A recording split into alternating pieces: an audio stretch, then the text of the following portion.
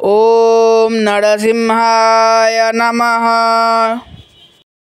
ओम पावन नरसिंहाय नमः। ओम अहोबिला नरसिंहाय नमः। ओम मालोला नरसिंहाय नमः। ओम जोगानंद नरसिंहाय नमः। ओम भार्गव नरसिंहाय नमः। ओम कारंजा नरसिंहाय नमः। ओम छत्रबटा नरसिंहाय नमः। ओम बराह नरसिंहाय नमः।